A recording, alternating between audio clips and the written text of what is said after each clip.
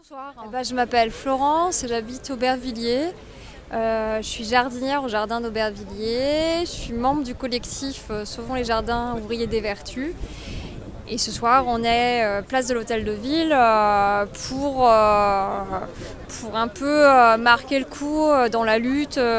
Deux actions différentes en fait en justice. On a fait un référé suspension qui consiste à demander en urgence à la justice de statuer sur la légalité d'un permis de construire quand on suspecte que potentiellement il y a des éléments à clarifier et donc qui autorise à suspendre des travaux. Et on a fait une procédure plus classique de contestation du permis de construire. Et donc là, mercredi dernier, c'était le référé qui était examiné par un juge du tribunal administratif. Et ce juge, aujourd'hui, a rendu son verdict en disant qu'il y avait des éléments qui méritaient méritaient réflexion, qui devaient être régularisés parce qu'ils présentaient des entorses par rapport à la législation.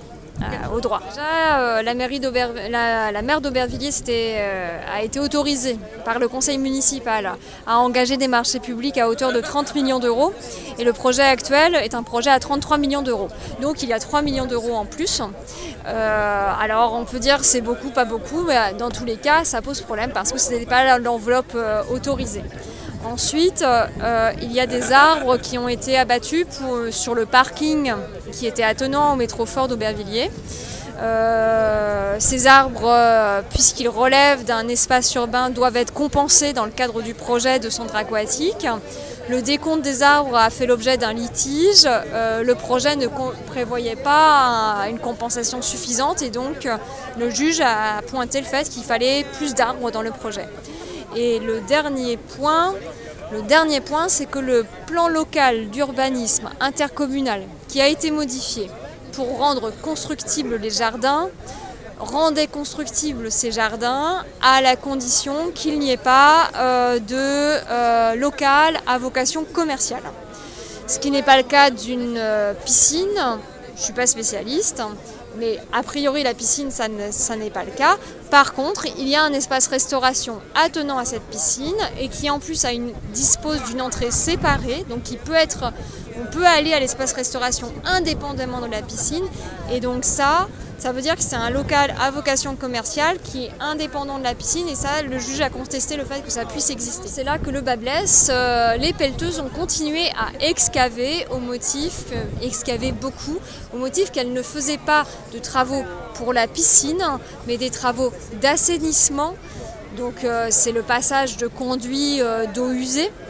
Et théoriquement, pour ça, il n'y a pas besoin d'un permis de construire. Or, par contre, le bon sens nous dit que jusqu'à présent, il n'y avait aucun tout à l'égout sous les jardins parce que c'était des jardins. D'un seul coup, on se soucie de mettre le tout à l'égout sous les jardins et on nous dit que ce n'est pas lié à la piscine. Bon, voilà. Donc là, notre avocat a dit que les travaux devaient cesser. Il y a la mairie d'Aubervilliers a envoyé malgré tout la police vers 15 h, donc il fallait le temps de bouger. Pour dire d'arrêter les travaux, le chef de chantier n'a pas arrêté.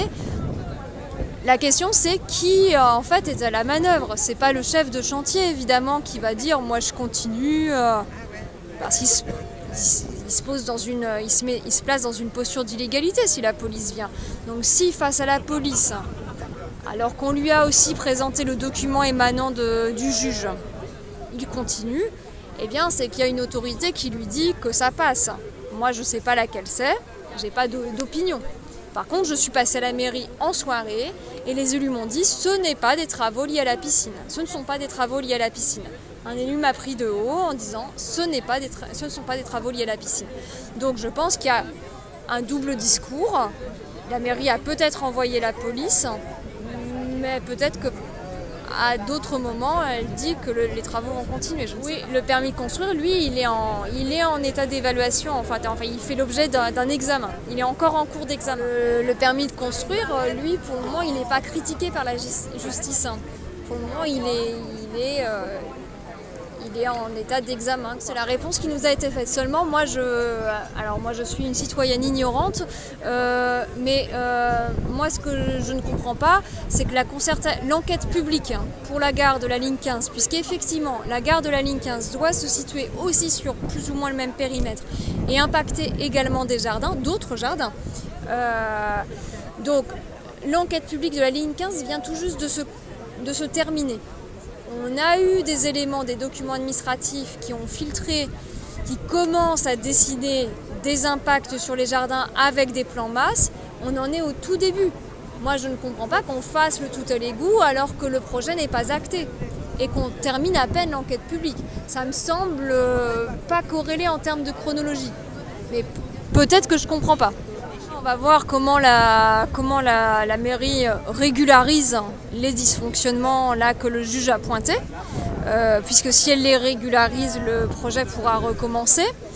On va voir aussi ce que disent puisqu'il y a plusieurs juges, ce que les juges disent sur le fond côté permis de construire, puisqu'il y aura une deuxième audience. Et puis on va aussi voir demain si les pelleteuses continuent à travailler. Et là, il y a un peu une réflexion. En fait, c'est pas l'étude du juge qui va peser le plus a priori. Ce que disait notre avocat, c'est que si le juge critique trop d'éléments dans le permis de construire, ça va compliquer la mise en œuvre opérationnelle. Ça va changer aussi le montant de la facture. Parce que par exemple, il y a une toiture végétalisée. Nous, on dit qu'elle est insuffisamment végétalisée. Il n'y a que 10 cm de substrat végétal. L'écologue, l'urbaniste responsable du projet a dit qu'il en fallait au moins 50. 10 et 50, c'est pas pareil.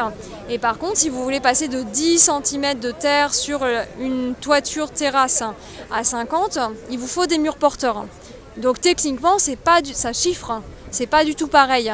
Et si au bout d'un moment, il y a trop d'éléments techniques à revoir et que la facture change, ça peut compliquer la mise en œuvre opérationnelle. On a formulé cette proposition, on nous a dit qu'on était radicaux. On a fait aussi une proposition beaucoup moins radicale et constructive en disant que si on voulait un restaurant et un solarium, on pouvait les mettre en toiture terrasse sur le toit. Ça se fait dans beaucoup de piscines où au dernier étage, il y a l'espace bronzage.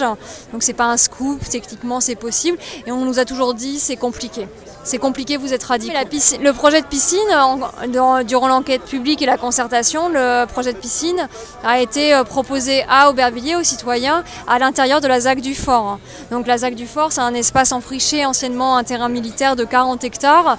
Donc évidemment, personne s'est trop ému en disant qu'il y avait une piscine au milieu des 40 hectares qui prenait un petit peu de friche. Donc nous, tous ces éléments de critique constructive, on les a déjà sortis et à chaque fois, les pouvoirs publics ont botté en touche. Donc ça en dit long un petit peu sur les impasses de la transition écologique. Là, voilà, la transition écologique, en gros, il faut mettre la main au porte-monnaie et personne ne veut le faire.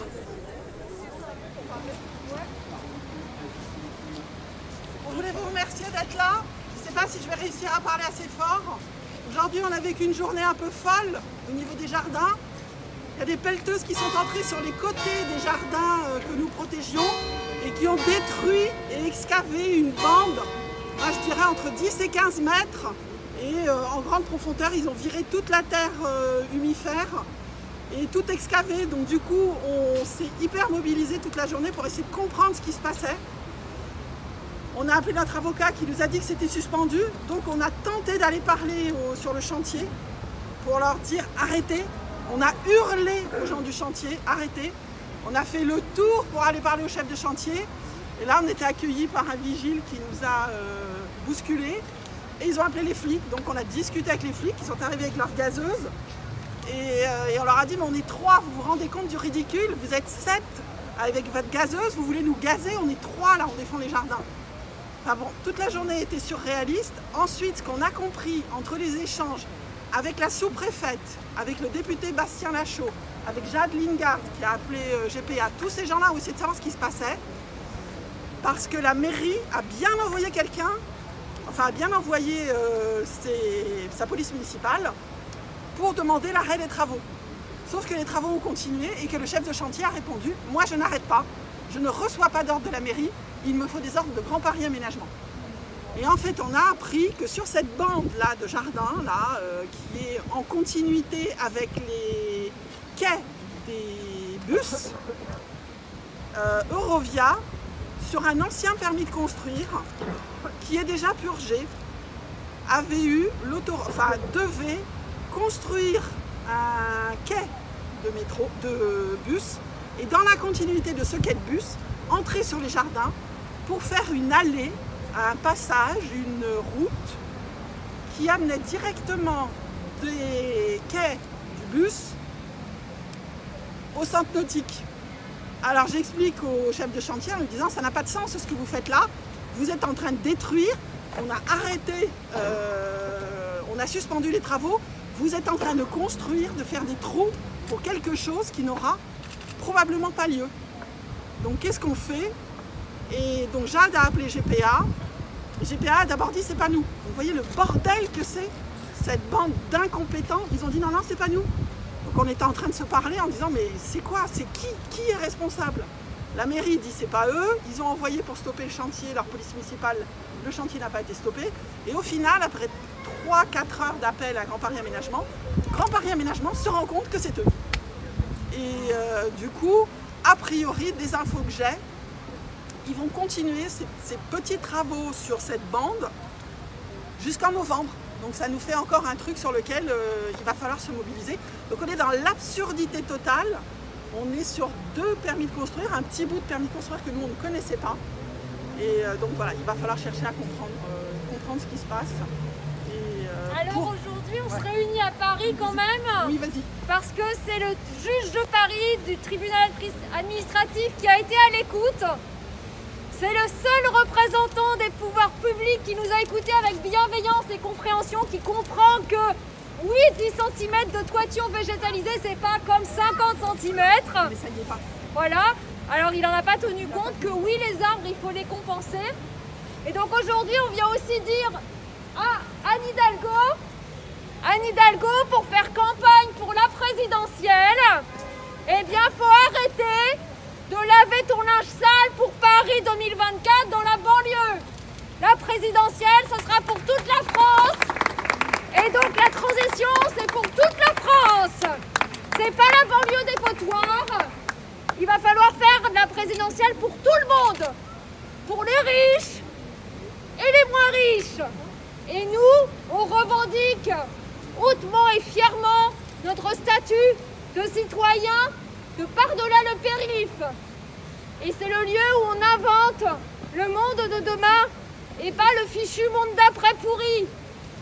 Alors derrière à la mairie du 4e, ils font une espèce d'académie de l'écologie pour demain. Je sais pas, quelqu'un peut donner des précisions.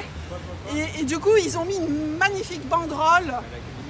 L'Académie de l'écologie, c'est ouais, c'est ça. L'Académie du climat. L'Académie du climat. Et je me disais qu'on pouvait aussi aller devant la mairie du 4e, leur foutre notre banderole sur l'Académie du climat. Pour leur donner des leçons de climat. C'est ça. Voilà. Alors c'est juste derrière. Je pense que c'est pas très loin. Non, faut traverser. Le juge demandait à la mairie de bouger là-dessus. C'est un peu créatif. Bouger la structure. Parce qu'au-delà de 10 cm, si tu passes à 30 cm, c'est correct. Et bien là, tu dois changer. Mais oui. Il y a vraiment marqué genre agissez, arrêtez de parler, tu vois.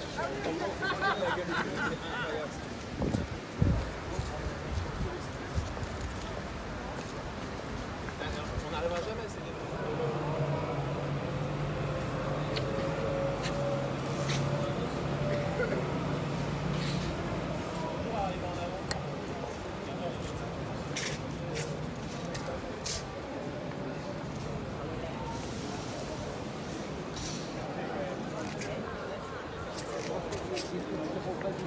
sauvons le jardin des vertus. Parlons peu, agissons, climat, démocratisation.